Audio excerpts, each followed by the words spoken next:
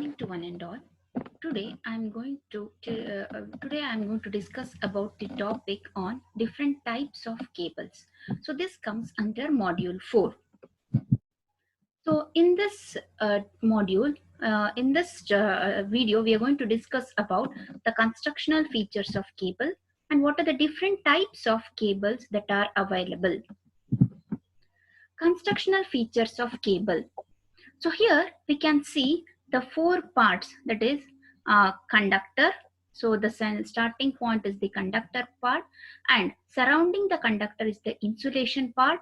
Next is the sheath material. Next is your bedding. Next is your armoring, and next is your serving.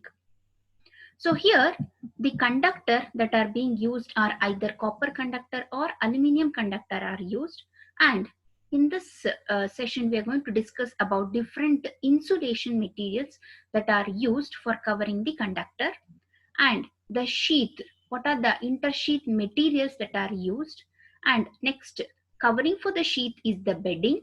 Next is the armoring, which is again a cover. Next, last one is the serving.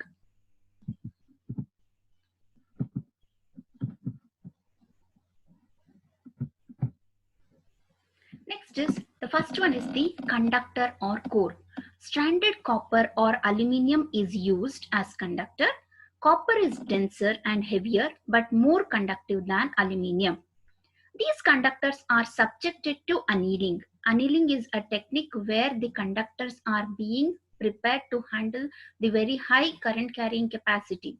Surface coating. Surface is being coated with tin, nickel, silver, lead alloy, etc. A solid conductor is best suited for use in a fixed or a permanent installation. In case of fixed or permanent installation, solid conductors are best suited. A solid conductor does not have any flexibility. So any flexibility, there are possibility of breakage that takes place. So these stranded conductors are easy to pull, flexible, and less likely to break if subjected to frequent bending. So when you are using stranded conductors, they can be easily bent. So there won't be any breakage. So therefore, stranded cable is ideal for installations where frequent movement of the cable is required. So in case of cable, these are trenches. These cables are run in a trench where bending should be done. So in that case, stranded cables are better. Next layer after the conductor or core is the insulation and the metallic sheath. This insulation, depending on the voltage rating of the cable, insulation should be provided. Some of the materials used for insulation are impregnated paper, varnished cambric or rubber, PVC, polyethylene, cross-linked polyethylene, etc. Metallic sheath. In order to protect the cable from moisture, gases or any other liquid, a metallic sheath of copper tape, lead or aluminum is wrapped around the insulation. The sheath also provides a path for fault and leakage currents. The sheaths are earthed. The sheaths are earthed at one end of the cable. Next layer is the bedding and armoring. So bedding is used to prevent the metallic sheath from corrosion. So before the metallic coating will be there, we need to give protection for that from corrosion. A layer of bedding consisting of a fibrous material like jute and hessian tape is used. Armoring, one or more layers of galvanized steel wire. So after bedding, so one or more layers of galvanized steel wire or tape are used to protect the cable from mechanical injury. Tinning or galvanizing is used for preventing from rust. Then phosphor bronze or tinned copper braid is also used when steel armoring is not allowed. So this armoring prevents damage during installation of the cable. Last one is the serving. It is a process where a layer of fibrous material is used to protect armoring from atmospheric condition. These cores, whichever you are using, it may be either single core, double core, 3 or 4 core. For a 3 core system, normally 3 core cables or Three single core cables can be used depending on the operating voltage and the load capacity. So now we'll discuss about different types of cables. So there are low tension cable or LT cables, high tension cables, which may be up to 11 kilovolt. Super tension cables, which varies from, which can be used for voltage ranging from 22 kilovolt to 33 kilovolt. Extra tension cables, that is EHT cables, from 33 kilovolt to 66 kilovolt. Extra super voltage cables above 132 kilovolt can be used. So first one, low tension cables. So these are used for voltages up to 1 kilovolt. Low tension cables are used. The same thing can be carried up to 6 kilovolt. Low tension cables can be of single core, double core, or even triple core. And these are circular cores which are tinned with copper or aluminium. So this impregnated paper or vulcanized rubber or varnished cambric is used as insulation over the conductor, and after that a metallic sheath is wrapped over the insulation. In order to protect the cable from moisture, gases, or any other liquids, this metallic sheath of lead or aluminum is used. To prevent this metallic sheath from corrosion, so when they are buried deep underground, a fibrous material which is of jute or hessian tape is provided over the sheath. The main advantage of this single core cable are they are simple in construction, and these are availability of larger copper section can be used because the voltage rating is very low. Up to 6 kilovolt we can use these types of cables. So this is the diagram for low tension cables, where you have the conductor, around that conductor insulation blue color. Next black color is the bedding. After bedding, small round balls of blue color are armoring. Next is the sheath. So these are fillers are there which are provided in between the location of the conductors. UG cables for three-phase. These UG cables are generally used for three-phase power transmission. So these either they may be three single-core cables or three-core cables. Multi-core cables are usually preferred for voltages up to 66 kilovolt, as it is economical. When you are using for above that is up to 66 kilovolt, it is economical. However, for voltages beyond 66 kilovolt, single core cables are usually preferred. Means these multi-core cables are used up to 66 kilovolt. Above that 66 kilovolt and all, it is not preferable. Single core cables are usually preferable than multi-core cables. So first one is next is the high tension cables. After low tension, next is high tension cables. In this, these are preferable for voltages up to 11 to 22 kV. 11 kV to 22 kV we can use this. So these are of belted cables and screened cables. Impregnated paper is used to insulate the cores. So a fibrous material like jute or hessian tape is used to fill the gap in between the insulated cores. The belt is covered, so you can see the diagram. Conductor is there, next conductor shielding, next white color insulation, next again insulation shielding, next a tape is provided. A tape is provided, and in between the three cores fillers are being used. That fillers are nothing but made up of jute or hessian tape is used. The belt is covered with a lead metallic sheath to prevent the cable from corrosion, and any sort of mechanical injuries can be avoided. So these are suitable for low and medium voltages. Next, super tension cables. So these super tension cables, under that they are also called as screened cables.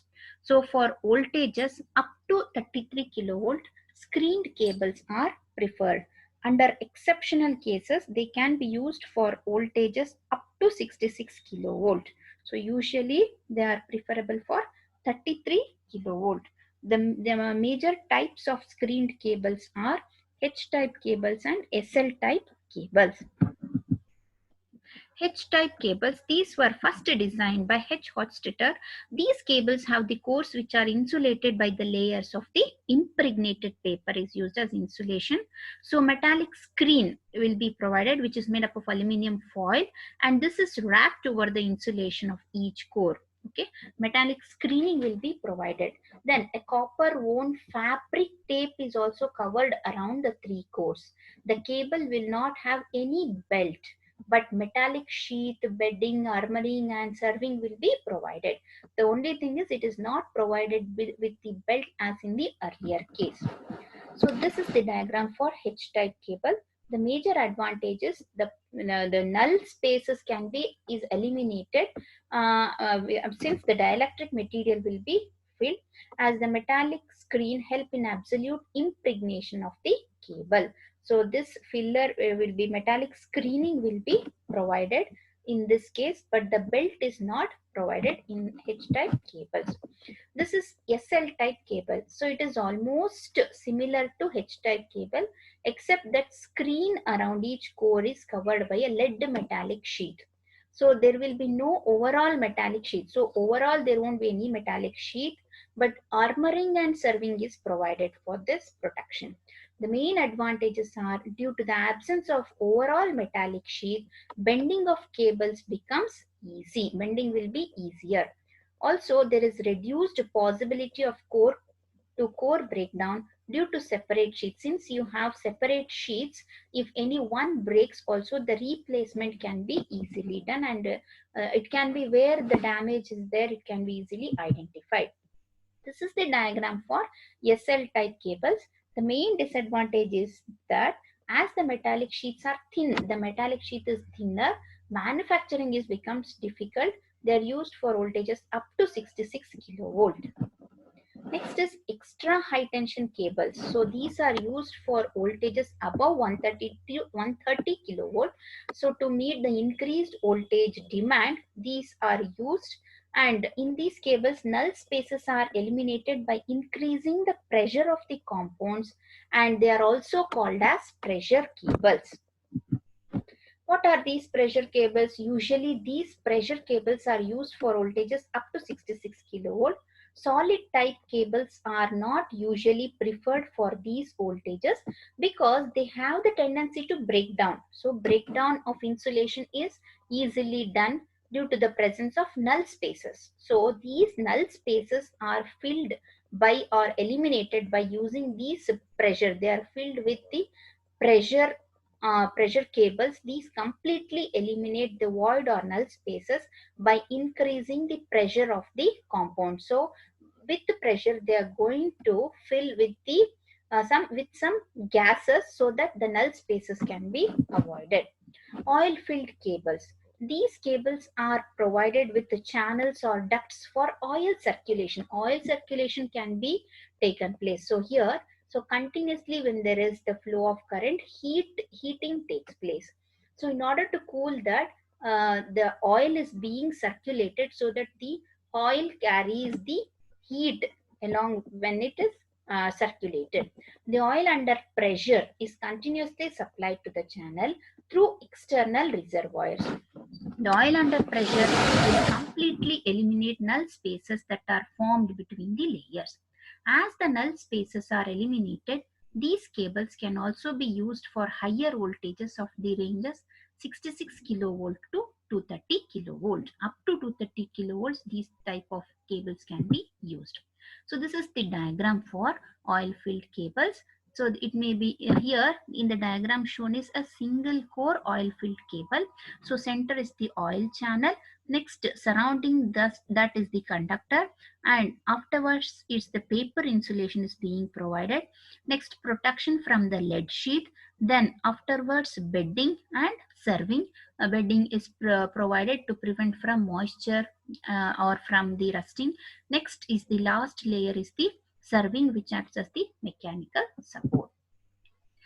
Gas pressure cables. So here the triangular section enables reduction in weight and provides low thermal resistance. So here this gas pressure cables are placed in the form of a triangle. So in this cable the metallic sheath acts as a pressure membrane and it is protected by a metal tape. A metal tape is provided. The pressure cables are laid in a gas tight steel pipe and are filled with dry nitrogen gas. So these pressure cables are laid in gas tight steel pipe. Okay, they are filled with the dry nitrogen gas. The gas pressure produces radial compression and covers the whole null spaces formed, if any, between the layers of the insulation. So this is the diagram for gas pressure cables. So these cables have more current carrying capacity and will operate at higher voltages than the ordinary cables. So this is the triangular shape where the conductors are being placed. So these null spaces are avoided by placing the dry nitrogen gas is being provided. Thank you. Thank you one and all.